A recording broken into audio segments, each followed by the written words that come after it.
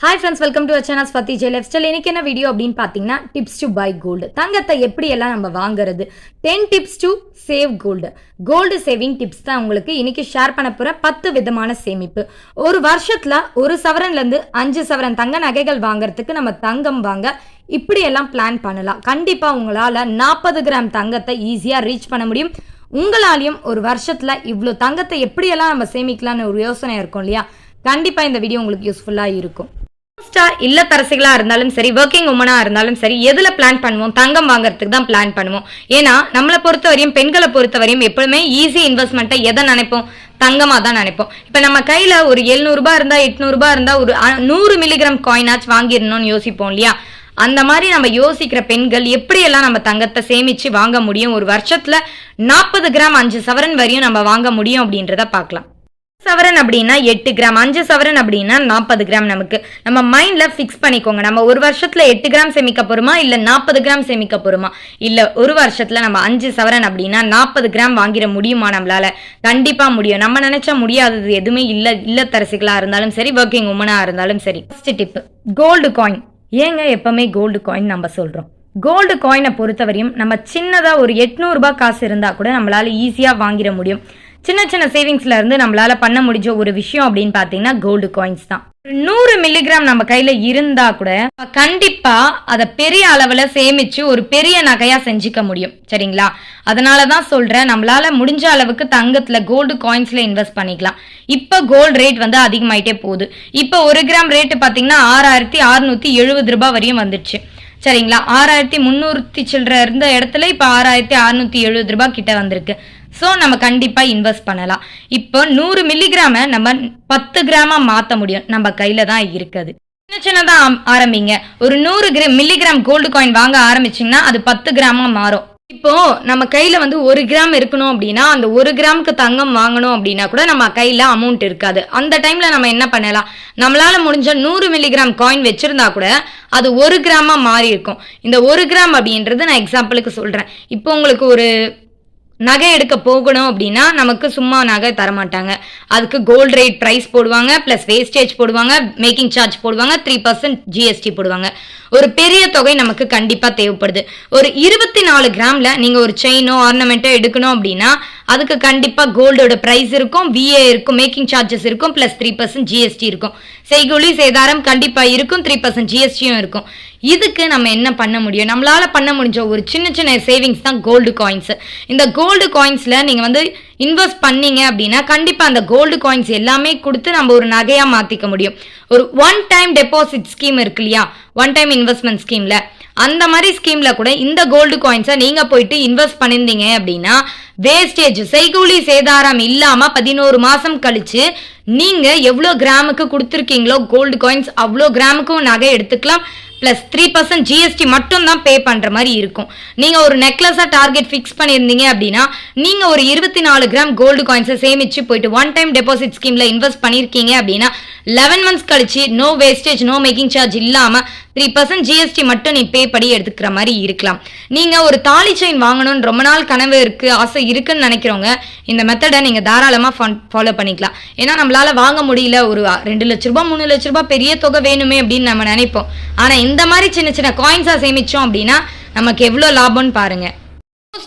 காயின்ஸுக்கு ஒரு சில டைம்ல வந்து பாத்தீங்கன்னா டை சார்ஜ், அப்புறம் மேக்கிங் சார்ஜ் எல்லாம் கூட இருக்கும். அப்போ நீங்க என்ன பண்ணணும்? எந்த மாதிரி டைம்ல நம்ம கோல்டு காயின்ஸ் வாங்கினா இந்த மாதிரி பெனிஃபிட்ஸ் இருக்கு அப்படின்னு பாருங்க. தீபாவளி, பொங்கல், நியூ இயர் இந்த மாதிரி டைம்ல எல்லாம் நமக்கு no wastage, no making charge இல்லாம கோல்டு காயின்ஸ் தருவாங்க. பிளஸ் ஆஃபர்ஸ் பாருங்க. ஆஜியோவா இருந்தாலும் சரி, ஏஜியோல இருந்தாலும் சரி, இல்ல அமேசான்ல இருந்தாலும் சரி, இந்த மாதிரி நீங்க கோல்டு காயின்ஸ் பர்ச்சேஸ் பண்ற பர்சனா இருந்தீங்க அப்படின்னா கோல்டு ரேட் செக் பண்ணிக்கோங்க. உங்களுக்கு என்ன ஆஃபர் பெனிஃபிட் இருக்கு அப்படின்றத பார்த்து செக் பண்ணி பர்ச்சேஸ் பண்ணி வச்சுக்கலாம். இதன் மூலியமாவும் நம்ம ஒரு நகை எடுத்த மாதிரி இருக்கும். இல்ல நமக்கு ஒரு பசங்க இருக்காங்க, அவங்க ஃபியூச்சருக்காக அப்படின்னா இதை ஆர்னமெண்டா மாத்திக்காம கோல்டு காயின்ஸாவே வச்சுக்கோங்க. அவங்க வளர்ந்ததுக்கு அப்புறம் நம்ம ஆர்னமெண்டா மாத்திக்கலாம், இல்ல அந்த பசங்களுக்கு கொடுக்கலாம் எதற்காச்சும் இன்வெஸ்ட் பண்றதுக்கு. அதான் கோல்டு சிட் ஸ்கீம் மூலியமா நம்ம பண்றது தான். கோல்டு ஸ்கீம் போடுறது எதுக்கு? நம்ம வேஸ்டேஜ் இல்லாம வாங்குறதுக்கு. அதுக்கு நீங்க கோல்டு காயின்ஸா கண்டிப்பா பர்ச்சேஸ் பண்ண வேணாம்னு சொல்லுவேனா. நீங்க ஒரு 1000 ரூபாய் போட்டா கூட பரவாயில்ல, ஒரு 10,000 ரூபாய் 25,000 ரூபாய் வரையும் கூட நீங்க போட்டிருந்தா பரவாயில்ல சீட்டு. அதுல மோஸ்டா ஆர்னமெண்ட் மாதிரி எடுக்கிற மாதிரி ட்ரை பண்ணுங்க. ஒரு கம்மலா இருக்கலாம், ஒரு ரிங்கா இருக்கலாம், இல்ல ஒரு தோடு இருக்கலாம், இல்ல ஒரு நெக்லஸா இருக்கலாம், ஒரு செயின் இருக்கலாம், ஒரு டாலர் இருக்கலாம், ஏதோ ஒரு நகை. ஆனா அது வந்து நமக்கு no wastage no making charge இல்லாம தான் அந்த கோல்டு ஸ்கீமே போடுறோம். அப்போ நீங்க கோல்டு காயின்ஸ் வாங்காம இதுக்கெல்லாம் பாத்தீங்கன்னா கோல்டா வாங்கிக்கோங்க. எப்பவுமே பாத்தீங்கன்னா கோல்டு ரேட் ஹையா இருக்கும் போது பாத்தீங்கன்னா கோல்டோட வெயிட் வந்து கம்மியா ஆட் ஆகும். இதுவே கோல்டு ரேட் கம்மியா இருந்துச்சு, பிரைஸ் வந்து கோல்டு பிரைஸ் வந்து லோவா இருந்துச்சு அப்படின்னா கோல்டோட வெயிட் பாத்தீங்கன்னா அதிகமா ஆட் ஆகும். ஸோ செக் பண்ணி பார்த்துட்டு நம்ம வந்து எவ்வளோ வெயிட் ஆட் ஆகுதோ அதுக்கேற்ற மாதிரி நீங்க போட்டுக்கோங்க. உங்களுக்கு இந்த வருஷத்துல எவ்வளோ நம்ம போட்டா எவ்வளோ சேரும் அப்படின்ற ஒரு கால்குலேஷன்லையும் போட்டு நீங்க கோல்டு ஸ்கீமா போட்டுக்கலாம். அடுத்ததா இதை நான் எப்பவுமே பண்ற விஷயம், ஏலச்சீட்டு. இப்போ நீங்க ஒரு 50,000 ரூபாய் சீட்டு போட்டிருக்கலாம், இல்ல 1 லட்ச ரூபாய் சீட்டு போட்டுக்கலாம், இல்ல 2 லட்ச ரூபாய் சீட்டு. எந்த சீட்டா இருந்தாலும் சரிங்க, அது தள்ளு போறதை பொறுத்து நீங்க எடுத்து அதை கோல்டு காயினா வாங்கிக்கலாம். இல்ல நீங்க வந்து ஒரு பேக் செயினோ ஏதோ ஒரு நெக்லஸ்க்கோ இல்ல ஆரத்துக்கோ இதுக்கா வச்சிருக்கீங்க, அதுக்கு நான் வாங்கணும் அப்படின்னு நினைச்சீங்கன்னா இந்த இதெல்லாம் எடுத்து நீங்க நெக்லஸ், ஆரம், இல்ல பேக் செயின், ஒரு கம்மல் இந்த மாதிரி அமௌண்ட்லாம் யூஸ் பண்ணிக்கலாம். இல்ல அப்படின்னா இந்த அமௌண்ட்டை எடுத்துட்டு போயிட்டு அப்படியே ஒன் டைம் டெபாசிட் ஸ்கீம் இருக்கு இல்லையா கோல்டு எடுக்கிறதுக்கு, அந்த ஸ்கீம்ல டெபாசிட் பண்ணி 11 மந்த்ஸ் கழிச்சு நீங்க வேஸ்டேஜும் மேக்கிங் சார்ஜும் இல்லாம 3% GST மட்டும் பே பண்ணி எடுத்துக்கலாம். எக்ஸாம்பிளுக்கு இப்போ 1 லட்ச ரூபாய் சீட்டு இருக்கு, 20 மாசம் கட்ட வேண்டிய சீட்டு, சரிங்களா? மாசம் வந்து நம்ம எவ்வளவு கட்ட வேண்டியது வரும்? 5,000 ரூபாய்.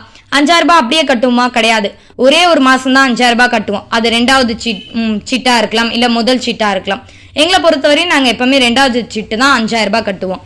இந்த 5,000 ரூபாய் கட்டும் போது மிச்ச பணம் எல்லாமே நமக்கு தள்ளு போற மாதிரி வரும். இப்போ நமக்கு தள்ளு போகுது இல்லையா? இப்போ நான் வந்து சொல்றேன், ஒரு 1 லட்ச ரூபாய் சீட்டு 20 மாசம் சீட்டுன்னு சொன்னேன். ஃபர்ஸ்ட் சீட்டு எடுக்கிறவங்களுக்கு 70,000 ரூபாய் கிடைச்சது. இதை வந்து நம்ம வெளியே எங்கேயாச்சும் வட்டிக்கு வாங்கியிருந்தா இந்த 1 லட்ச ரூபாய்க்கு ஃபர்ஸ்டே 70,000 ரூபாய் கிடைச்சிருக்கு இல்லையா, வட்டி கொடுக்குற மாதிரி தான் நம்ம நினைச்சுக்கணும். ஆனா இதுக்கு நம்ம வட்டி கொடுக்க மாட்டோம், தள்ளு போற அமௌண்ட் தான் கட்டிட்டே வருவோம். ஒரு 85,000 ரூபாய் வரையும் கட்டியிருக்கோம் அப்படின்னா 1 லட்ச ரூபாய் எடுத்தோம் அப்படின்னா 15,000 ரூபாய் வந்து ஒரு வட்டி கிடைக்கிற மாதிரி தான் அமௌண்ட். இதுவே நம்ம வந்து ஒரு 85,000 ரூபாய் கட்டியிருக்கோம், ஒரு 70,000 ரூபாய் தான் நமக்கு ப்ராஃபிட் கிடைச்சிருக்கு, 15,000 ரூபாய் வந்து நமக்கு வட்டி கட்டின மாதிரி ஆயிடும். ஏன் அப்படின்னு சொல்றேன்னா, இதுவே நீங்க ஃபர்ஸ்ட் சீட் 20 மாசம் டைம் இருக்கு, அதுல ஃபர்ஸ்ட் சீட்லயே எடுத்துட்டீங்க, 70,000 ரூபாய் அப்படின்றது உங்களுக்கு லாபம். யார்கிட்டயா போய் காசு கடன் கேட்டிருந்தீங்கன்னா வட்டியோட போட்டு கொடுத்துருப்பாங்க. ஆனா இதுல வட்டியெல்லாம் நம்ம கட்ட போறது கிடையாது, தள்ளு போற அமௌண்ட்டை கட்டிட்டே வந்துருவோம். ஆனா ஃபர்ஸ்ட் சீட்டே கட்டியிருக்கோம், 70,000 ரூபாய் எடுத்துட்டு போயிட்டு அப்படியே ஒரு கோல்ட்ல இன்வெஸ்ட் பண்ணிக்கலாம். இல்ல கோல்டு காயின்ஸா வாங்கிக்கலாம், இல்ல ஒரு நகை வாங்க போறீங்கன்னா ஒன் டைம் டெபாசிட் ஸ்கீம்ல இன்வெஸ்ட் பண்ணிக்கலாம். ஒன் டைம் டெபாசிட் ஸ்கீம்ல எல்லாம் இன்வெஸ்ட் பண்ணோம் அப்படின்னா no wastage no making charge இல்லாம 3% GST மட்டும் கட்டி எடுத்துக்கிற மாதிரி பாத்துக்கலாம். 4வதா குலுக்கல் சீட்டுங்க. இந்த ஃப்ரெண்ட்ஸ் சர்க்கிள்குள்ளேயே போடுற மாதிரி பாத்துக்கலாம். இது வந்து 20,000 ரூபாய்க்கு போடுவாங்க, 10,000 ரூபாய்க்கு போடுவாங்க, 5,000 ரூபாய்க்கு போடுவாங்க. அதுக்கு மேல போடுறவங்களுக்கு கூட இருக்கலாம். அவங்கவுங்க ஏரியாவுக்கு பொறுத்து எவ்வளோ ஃப்ரெண்ட்ஸ் சர்க்கிள் எவ்வளோ கொடுப்பாங்களோ, யார் யார் நம்பிக்கையான ஆளோ அவங்கள மட்டும் கூப்பிட்டு சேர்த்துப்பாங்க. இப்போ நீங்கள் மாதம் 2,000 ரூபாய் கட்டினீங்கன்னா 10 மாசத்துக்குள்ள 20,000 ரூபாவா இருக்கும். மாதம் 1,000 ரூபாய் கட்டினீங்கன்னா 10 மாசத்துக்குள்ள 10,000 ரூபாய் இருக்கும். மாதம் 500 ரூபாய் கட்டிருந்தீங்கன்னா 10 மாசத்துக்குள்ள 5,000 ரூபாய் இருக்கும். நான் வந்து 500 ரூபாய் தான் கட்டிட்டு இருக்கேன், 5,000 ரூபாய் வந்து எனக்கு கிடைச்சிருச்சு. உங்களுக்கு ஃபர்ஸ்ட் உங்க நேம் விழுந்துச்சுன்னா ஃபர்ஸ்டே நீங்க 5,000 ரூபாய் எடுத்துக்கலாம். இதை பார்த்தீங்கன்னா ஒரு கைமாத்தான் நம்ம வந்து மாத்திக்கிற மாதிரி தான், சரிங்களா? இதை வட்டி கிடையாது, அசல் கிடைக்க மட்டும்தான் கிடைக்கும். இப்போ நம்ம கட்டுறது மட்டும்தான் நமக்கு ரிட்டர்ன் கிடைக்கும், அதுக்கு மேல எக்ஸ்ட்ராவா எந்த அமௌண்ட்டும் கிடைக்காது, சரிங்களா? கைமாத்தா வாங்குற மாதிரி தான் இந்த குலுக்கல் சீட்டு, ஃப்ரெண்ட்ஸ் சீட்டு அப்படின்னுவோம்.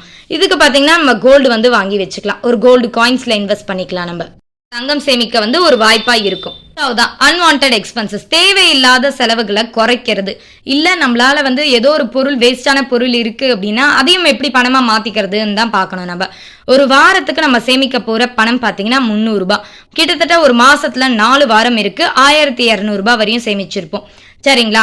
ஒரு மாசத்துக்கு 1,500 ரூபாய் அப்படின்னு நீங்க எடுத்து வச்சீங்கன்னா 12 மாசத்துக்குள்ள நமக்கு தொகையா பாத்தீங்கன்னா 14,400 ரூபாய் இருக்கும். அதுக்குள்ள கோல்டு ரேட் எங்கேயோ போயிருக்கும். அப்ப நீங்க என்ன பண்ணணும், இந்த 1,200 ரூபாய் 1,200 ரூபாய் நீங்க கோல்டு காயின்ஸா வாங்கி வச்சுக்கலாம், சரிங்களா? அப்படி இல்லை அப்படின்னா 6 மாசத்துக்கு 3 மாசத்துக்கு ஒரு வாட்டி ஏதாச்சும் ஒரு விசேஷம் கண்டிப்பா வரும். அந்த டைம்ல நமக்கு no wastage no making charge இல்லாம நகை எடுக்கிற மாதிரி இருக்கும். அந்த டைமை நீங்க யூஸ் பண்ணி கோல்டு காயின்ஸா பர்ச்சேஸ் பண்ணி வச்சுக்கலாம். சேமிக்கிற தொகையை 3 months ஒன்ஸோ 6 months ஒன்ஸோ ஓப்பன் பண்ணி எடுக்கிற மாதிரி பார்த்துக்கோங்க. இதன் மூலியமா நமக்கு கிட்டத்தட்ட 3 கிராம் தங்கம் அப்படின்றது ஈஸியா சேமிச்சு வாங்க முடியும். அடுத்ததா கோல்டு பிளட்ஜ் பண்ணி எடுக்கிறது. உங்களால முடிஞ்சா கண்டிப்பா இதை செய்யலாம். இது உடஞ்ச நகைகளா இருக்கலாம், இல்ல நம்ம யூஸ் பண்ணாத நகைகளா இருக்கலாம். இந்த மாதிரி நீங்க ஏதாச்சும் நகை வச்சிருக்கீங்க அப்படின்னா நீங்க கண்டிப்பா தாராளமா வந்து இந்த மாதிரி பண்ணிக்கலாம். உங்களால முடிஞ்சா மட்டும் பண்ணுங்க. ஒரு வருஷத்துல மீட்டை எடுக்கிற மாதிரி பாருங்க. அதுக்கு மேல போக விடாதீங்க எந்த நகையும் பேங்க்ல வச்சீங்க அப்படின்னா. இப்ப பேங்கை பொறுத்தவரையும் நமக்கு லோ இன்ட்ரெஸ்ட் தருவாங்க. கூட்டுறவு வங்கியை பொறுத்தவரையும் லோ இன்ட்ரெஸ்ட். இதனாலதான் நம்ம பேங்க்ல மோஸ்டா போடுறோம். அடகு கடைக்கு மோஸ்டா போகாதீங்க. அங்க பாத்தீங்கன்னா நமக்கு வட்டி சதவீதம் ரொம்ப அதிகமா இருக்கும். அதுக்கு பேங்கை நீங்க சூஸ் பண்ணிக்கோங்க.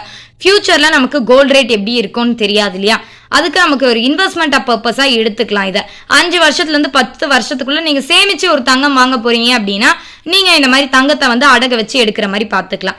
இதன் மூலியமா நம்ம ஒரு டார்கெட் பிக்ஸ் பண்ணிட்டோம் அப்படின்னா ஒரு வருஷத்துக்குள்ள மீட்டு எடுக்கிறோம் அப்படின்ற மாதிரி பாத்துக்கோங்க. ஒரு முக்கியமான விஷயம், இந்த மாதிரி நகை வைக்கிறீங்க அப்படின்னா உங்களுக்கு மந்த்லி இன்கம் வந்து வரும்போது கண்டிப்பா ஒரு சில தொகையை வந்து மாசம் நான் இவ்வளோ இந்த கோல்டு வந்து வச்சிருக்கேன் அதுக்காக கட்டணும் அப்படின்ற மாதிரி பேங்க்ல கட்டுங்க. மாசம் மாசம் ஆப்பை டவுன்லோட் பண்ணி கண்டிப்பா உங்க நகையை ஈஸியா ஒரு வருஷத்துல மீட் எடுக்க முடியும். வட்டியும் குறைஞ்சிட்டே வந்துடும்.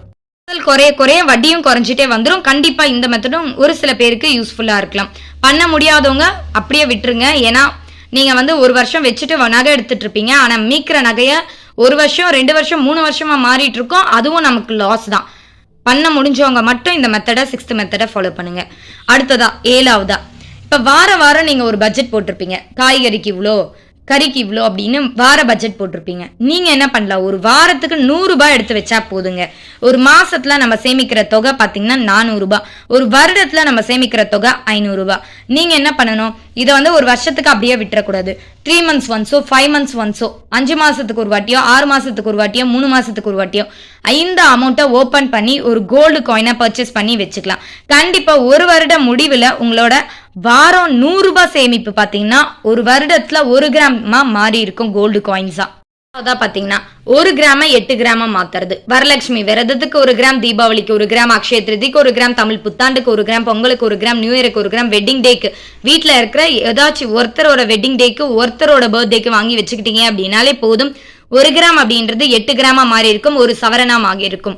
இதுக்கெல்லாமே நீங்க கோல்டு காயின்ஸாவும் பர்ச்சேஸ் பண்ணிக்கலாம். சரிங்களா? பின்னாடி ஒரு பெரிய நகை எடுக்கணும்னு ஆசைப்படுறீங்க, இல்ல பசங்களோட ஃபியூச்சருக்காக அப்படின்னா கூட இதன் மூலயமா நீங்க கோல்டு காயின்ஸ் மாசம் பர்ச்சேஸ் பண்ணிக்கலாம்.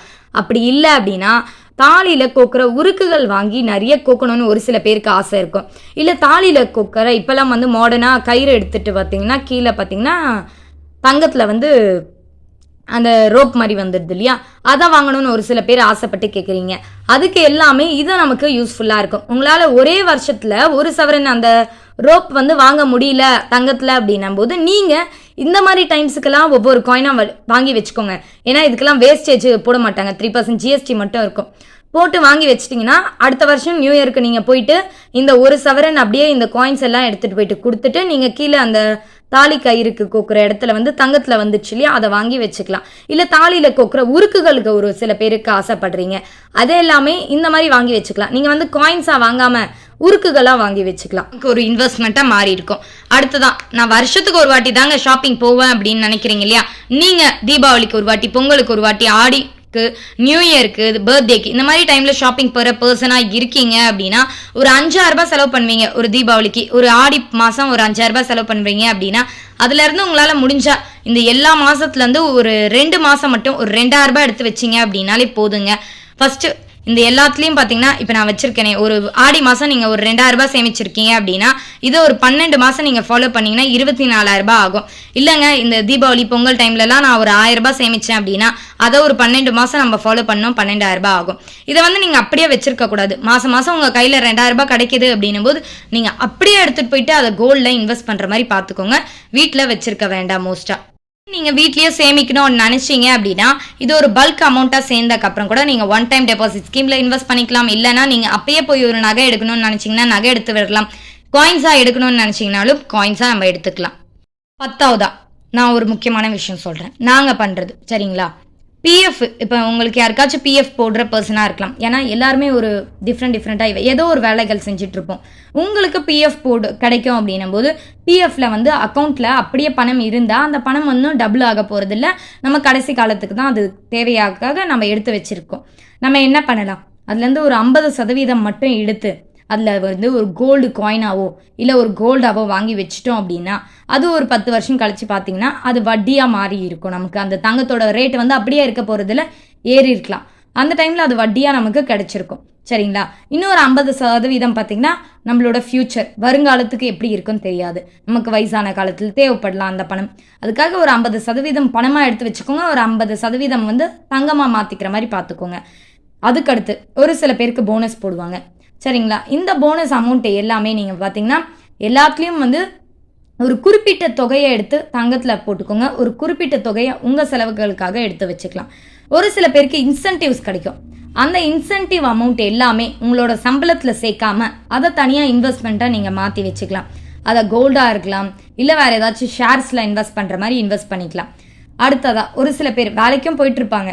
எக்ஸ்ட்ராவாக பார்த்தீங்கன்னா ஏதாச்சும் ஆக்டிங் டிரைவராக வேலை கிடச்சிது அப்படின்னா வேலைக்கு போயிட்டுருக்க ஆள் பார்த்தீங்கன்னா அந்த டே பார்த்தீங்கன்னா வேலைக்கு போகல, லீவு இல்லை ஆஃபீஸில் லீவ் கிடச்சிருக்கு, அதனால் நான் ஆக்டிங் டிரைவராக போகிறேன், இல்லை சாட்டர்டே சண்டே எங்கள் ஆஃபீஸ் லீவ் அதனால் நான் ஆக்டிங் டிரைவராக போகிறேன் அப்படின்னா நீங்கள் இந்த மாதிரி அமௌண்ட்டு கிடைக்குது இல்லையா, இந்த அமௌண்ட்டை எல்லாமே செலவாக மாற்றாமல் சேமிப்பாக மாற்றிக்கிற மாதிரி பார்த்துக்கோங்க. இந்த மாதிரி பிளான் பண்ணிக்கலாம். நம்ம டிப்புமே உங்களுக்கு ஓரளவுக்கு யூஸ்ஃபுல்லாக இருக்கும்னு நினைக்கிறேன். இதில் ஒரு சில விஷயங்களை நான் எப்பவுமே ஃபாலோ பண்ணுறது நம்மளும் நிறைய வாட்டி நம்ம சேனல்லையே சொல்லியிருக்கோம். இந்த வீடியோ உங்களுக்கு ஹெல்ப்ஃபுல்லாக இருந்தால் ஒரு லைக் பண்ணிக்கோங்க. தேங்க்ஸ் ஃபார் வாட்சிங்.